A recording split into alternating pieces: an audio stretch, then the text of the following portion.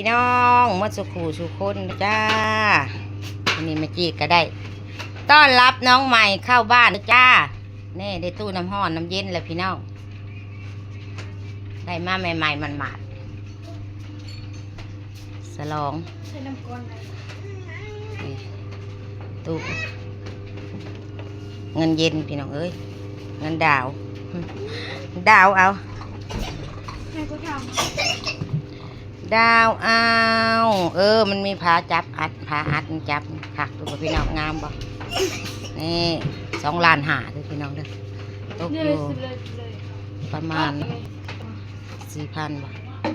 3,000 ปลายหน่อย3,500บาทก็ตกเป็นเงินบาท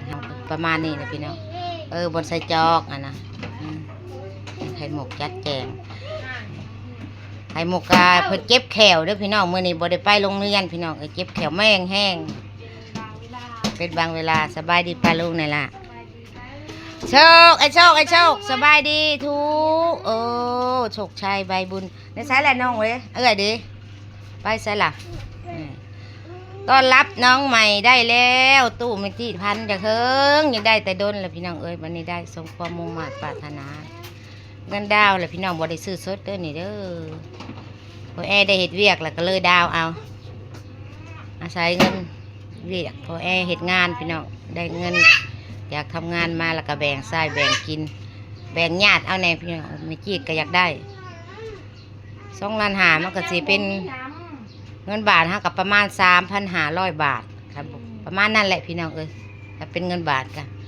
แต่ว่าหาเอาขึ้นมาใหม่ๆเพิ่นว่าเบาบ่พาวบ่พาวเสียบไผ่แล้วบ่พาวใส่หยังเพิ่นว่าให้ป้าให้มันให้ครบ2 ชั่วโมงซะก่อนจังใส่น้ำจังเสียบไผ่เดี๋ยวเพิ่นพอสิมาเฮ็ดห่านใส่พี่น้องสิมาเฮ็ดเฮือนมันใส่ย่อขึ้นสิสูงๆให้มันวิดนิดหน่อยในหนึ่งเด็กๆก็เด้อต้นกล้าทุเป็นบ่ลูกทุบง่ายเป็นบ่ทุลุงห่ะทุดูเด้บุกโฉนเป็นแต่ทุงามเนาะทุบ่เป็นเลยร้านข่อยผู้นี้แล้วนางนำเผ็ดไปโรงเรียนพี่น้องเมจี้กระซักเครื่องตู้ซักผ้าเมจี้นี่เป็นอย่างนี้พี่น้องตู้ซักผ้าเมจี้ก็เป็นสภาพนี่พี่น้องปิ่นเลยค่ะ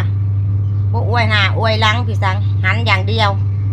เฮ้เลยพี่น้องสิได้สั่งใหม่อีกแล้วสั่งใหม่กับผู้แล้ววิทย์อันนั้นเซ็งตู้น้ำห้อนน้ำอุ่นน้ำเย็นแล้วก็จ่ายเพิ่นมืดแล้วก็สิเอาตู้ซักผ้าน้ำเพิ่นได้บ่เนี่ยอันนี้ก็เอาน้ำเพิ่นนี่แหละตู้ซักผ้าเนี่ยก็เอาเจ้าเดียวกับบนเอาเต้าน้ำห้อนน้ำเย็นนี่แหละพี่น้องเจ้าเดียวเนี่ยอันนี้ก็ตู้ซักผ้าอ้นน้อยดาวหายตั้งแต่ทนทานเลยพี่น้องได้10 ปีเลยพี่น้อง10 กว่าปีตู้ซักผ้าตัวนี้ต้องบริเพย์ยักษ์เถื่อฮักกะซิมาเพย์นี่ฮักกะซิมาหมุนแบบนี้แหละนี่หมุนแวบแบบนี้แหละพี่น้องตีเลยไปแบบนี้เลยบริตีกับปั่นแห้งนี่ยังปั่นได้ดีอยู่เด้อปั่นแห้งยังบ่เพย์ปั่นแห้งยังได้ดีจู่สักฝ่ายไม่จีกระปะเรื่องราวบ่ได้มีผู้คั่วผู้พัดให้ไม่จี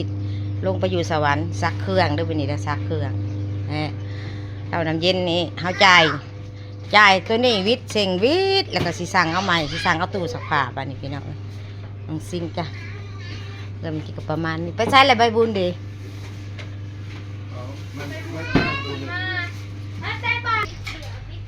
ใบบุญผมกินยังลูกกินสิ้นใบบุญกินสิ้นทุกยาปลาลุงไว้บุญทุกงามไปเดี๋ยวเลยเห็นไหมมาเอาเมียดก่อนตอนสิ้นนี่ค่ะมาเมียดก่อนทุกงามทุกก่อนพี่น้องดิอย่าลิ้นนะศพตู้น้ำห้อนน้ำเย็นแล้วสั่งบานเตะอยู่กินนี่ดิ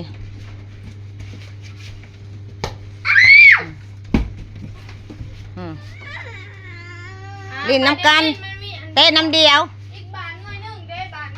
เตะน้ำเดียวเดี๋ยวอ้ายกับน้องเตะน้ำกันพี่น้องเดินเตะบ้านพี่น้องลูกหลานตามขาเคียงไอ้โชคให้ละ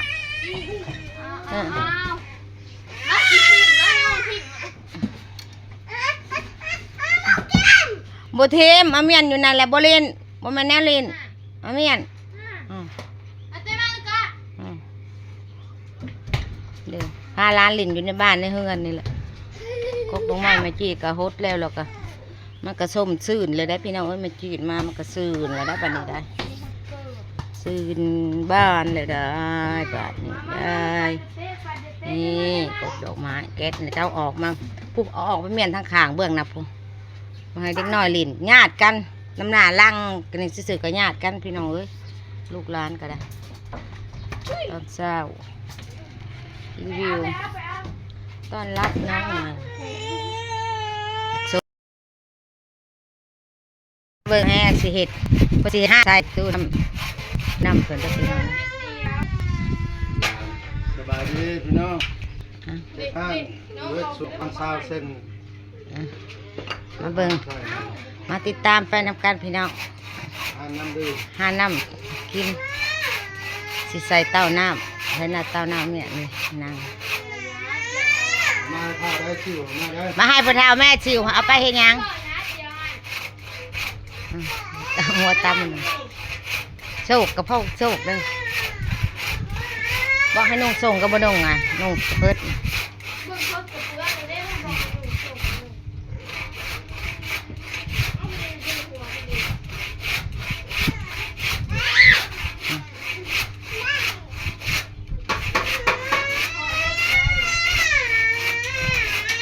โชคโชคโชค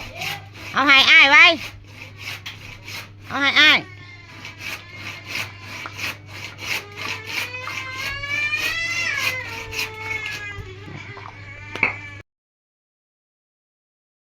บังเตรียมเอาขึ้นไปใส่บัดนี้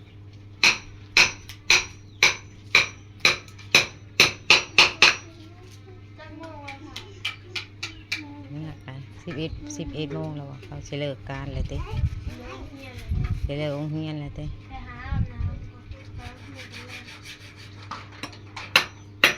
เสื้อขาวน่ะก็บ่แม่นบ่แต่เมื่อคืนบ่ไปเด้อการกินนายน่ะบัดนี้ฮะไปเฮ็ดหยังเหอะไปนอกเขาสิเมื่อยแล้วก็อยู่เรือนหิวนอน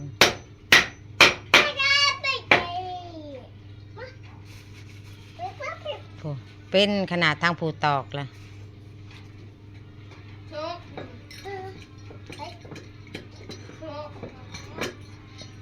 สุกได้ก็มาอยากซอยก็มาเป็นซอยพอเท่าเลยแต่ใหญ่มากจังเห็ด แม่มากบุญเทศและสิค้าน ไม่เนี่ยมันแตกละ เปื่อย มันส่วนสีแหน ปูแก้ปูแก้ที่ตั้งใจ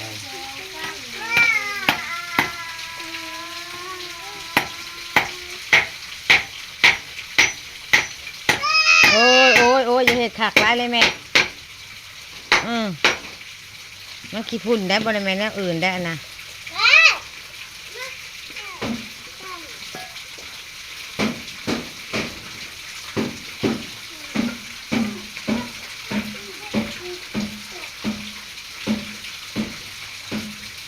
งับขึ้นให้เพีย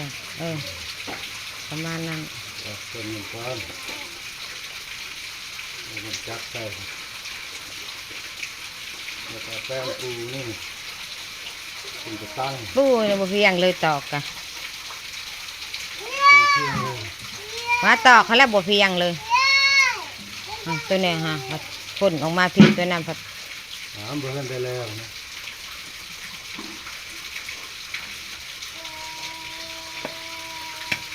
จับเป็นมังกร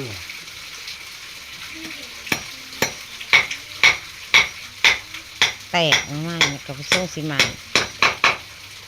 บะเฮายึดไม้อยู่แล้วจะอยู่แล้วแป้งปูมันก็ยึดเลย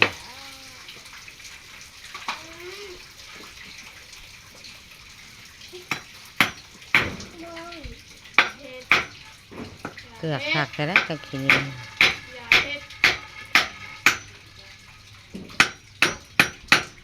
เขาก็เลยเด็กหน่อยมันก็หมักเปื่อนกับขี้ดิน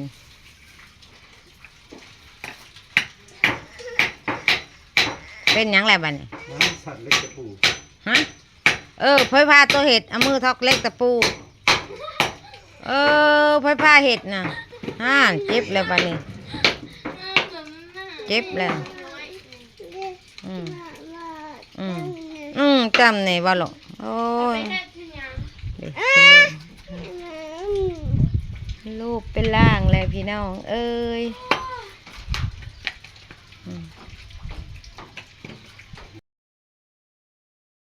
เรียกเลย กับคอน ไปได้แล้วสันนี่ไปตั้งขึ้นไปตั้งบัดนี้ เดินเสียบเลยเนาะ เก็บลองเบิ่งบัดนี้ ได้เก็บเครื่องก่อนเก็บอุปกรณ์ก่อนมูมีเครื่องมือ แต่นั้นมีแต่ค้อนกับเล็กตะปูกับเลื่อย บุเป็นละ เลื่อยก็บ่มีด้าม ได้ บ่งามดอกพ่อแต่พอได้ตั้งอยู่พี่น้องเอ้ยเลยไปขึ้นไปตั้งใส่ลองเบิ่งบัดนี้ เดียว ตั้งลองเบิ่งบัดนี้ ตาบอกกันตัด ตั้งพี่ผัดสร้างแป้งตู้พี่น้องแป้งตู้ลำโพงน้อย เด้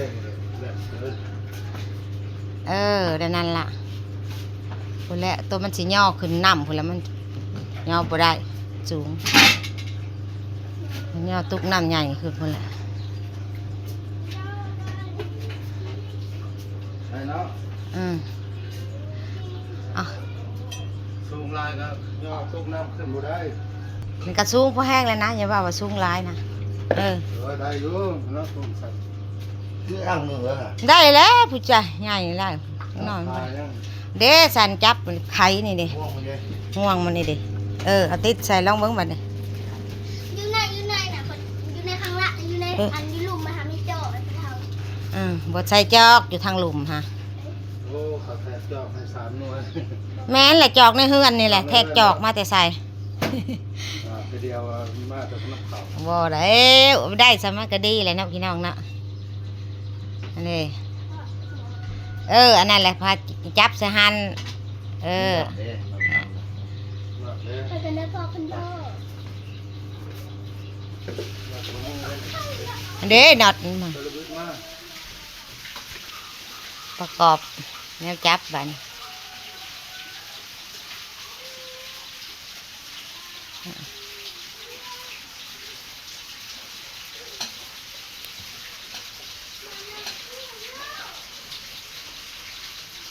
บัดนี้บ่มีน้ำได้บัดนี้น่ะได้ตัว น้ำกินกับเขาบ่มาส่งให้บัดนี้ใช่ไหมมันคัก ซื้อเลย17,000 แต่มันบ่อำนวยหมดขายน้ำแล้วก็จะเป็นเพียงบ่มาส่งให้ มาคู่มือได้ยังล่ะ ยังพอคลิปนึงบ่มาเท่านึง พอดีเต็งไข่แต่น้ำพุนนะมาส่ง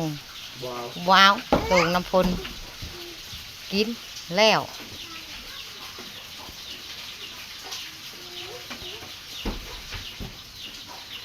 เขาเห็นอะไรคนของข้าเจ้าเพิ่นได้มีอันง่วงจับอันนี้ได้ของข้าเพิ่นมีง่วงจับคักแล้วเสร็จแล้วจ้าคลิปนี้ลาไปก่อนพี่น้องฝากติดตามคลิปหน้าขอบใจทุกไลค์ทุกคอมเมนต์ด้วยจ้า บ๊ายบาย เฮ้ยมาแล้วมาให้ลากแล้วซ้อนสุด